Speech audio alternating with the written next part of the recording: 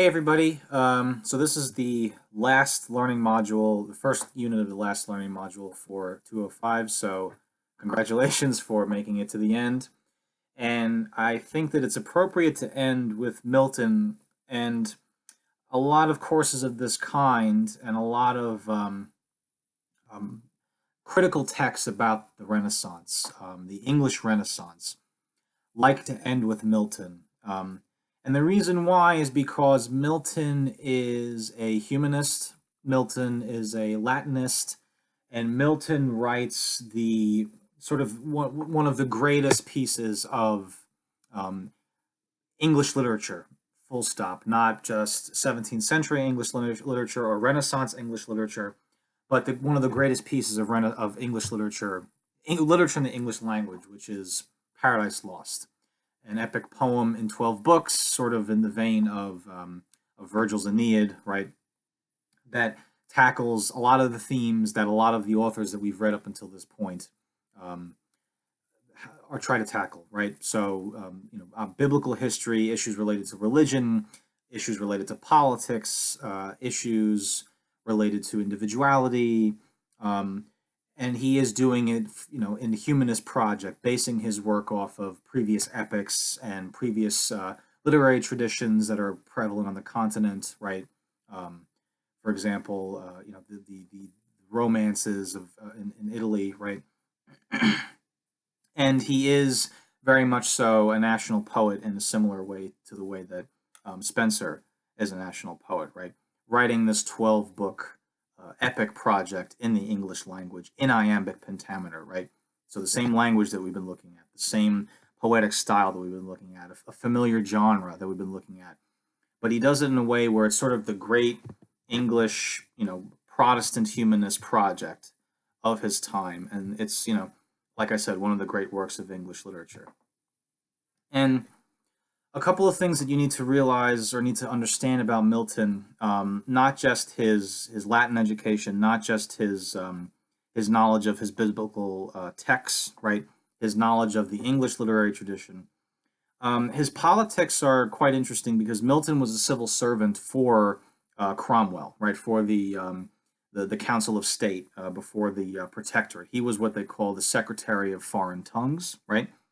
What the Secretary of Foreign Tongues does is basically write a lot of the diplomatic messages that go between the states. Latin is still the language of diplomacy, and Milton is a diplomat of sorts, right? Writing communications that will, be sent to other countries in Latin, right? So Milton's Latin is excellent, right? The way that he was able to get himself into the Cromwell regime as a civil servant is by writing Tenure of Kings and Magistrates, which is a tract that defended the regicide of Charles I. Milton is a Republican, and by Republican I mean he is someone who does not believe in monarchy. His evolution, there's a bit of an evolution in his thinking regarding monarchy, but he does sort of end up by believing that what is most important is for there to be a um, a parliamentary system of sorts, right? He's not a Democrat. He doesn't believe in democratic sovereignty. He does not believe that everyone should have the right to vote. But what he does believe is that the people who should have the right to vote are those who are the most virtuous, the most just, and those who are the most not the most religious, but the people who have the most, what he would believe to be the right sort of religious and political convictions, right? He's conservative in some ways. He's sort of liberal in others. He earlier in his career he writes a defense of divorce on the basis of incompatibility between spouses, based on a marriage that went wrong. Um, he in 1643 he writes a polemical tract, sort of criticizing pre-publication licensing, right? So there was a time in English history in the 1640s, right around the time that of the Civil War beginning, and censorship in the country basically collapses. The political framework for censorship collapses, and there's a huge proliferation written material on a wide variety of subjects, political, religious, and otherwise. And some people wanted to reintroduce censorship as a way to combat the spreading of, you know, maybe what some people now would call fake news. But what they were worried about is any sort of scandalous, seditious, blasphemous material being sort of like put into publication.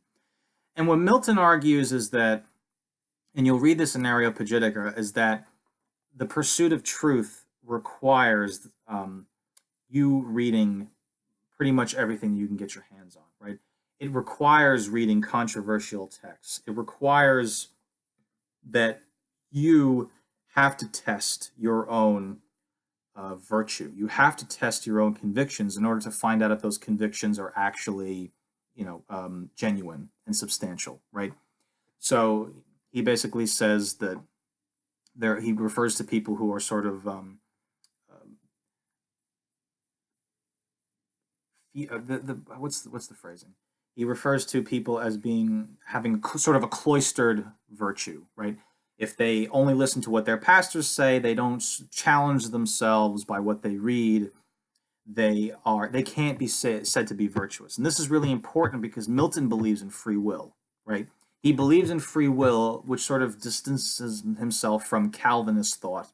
He's more influenced, I think, by the Arminian Protestant tradition than by Calvinist tradition, because he does believe in free will, and he believes that trial, he believes that adversity, right? He believes that all these things are necessary for the constitution of one's own personal virtue, as well as the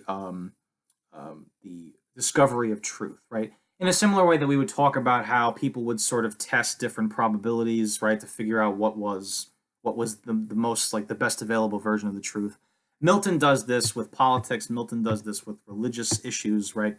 He believes that you need to be well read and well versed, and you need to have sort of a healthy dose of controversy, right, in your literary diet, in order to be a virtuous person, right?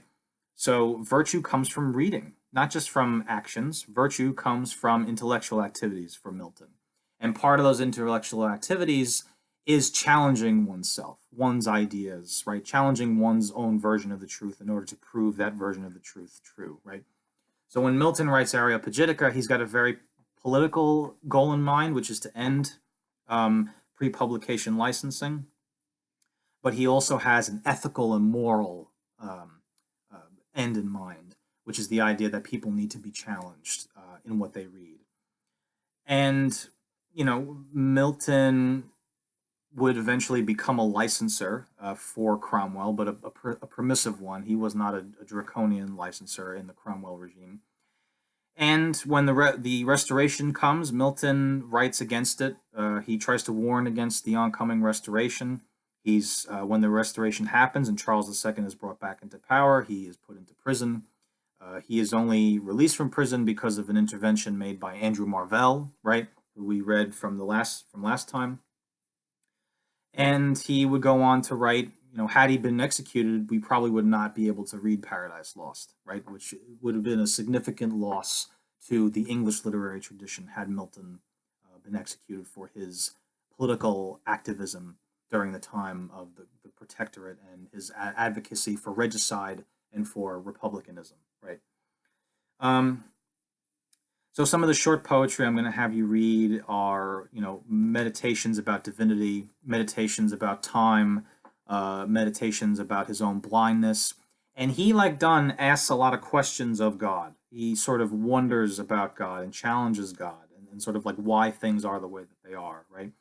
But he uses the love sonnet, or the sonnet with its tradition of being love poetry, as a way to sort of like show how he is still expressing his love for God, even though he is challenged by these trials and tribulations that God is putting him through, right? Especially because he does believe that trial is important for the constitution of virtue and the discovery of truth. And one thing that you need to keep in mind is Milton's double syntax, right? You'll see in one of the poems on his blindness that the way that the syntax is set up, the person who is speaking is not always who you think the person is speaking, right?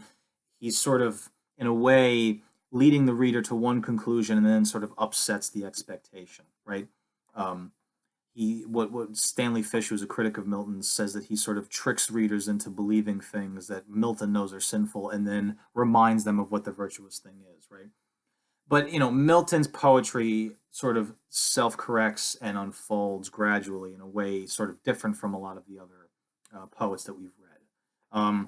So when you're reading Milton's poetry, think of the way that what you believe, having read a certain portion of the poem, how that changes as you keep reading, right?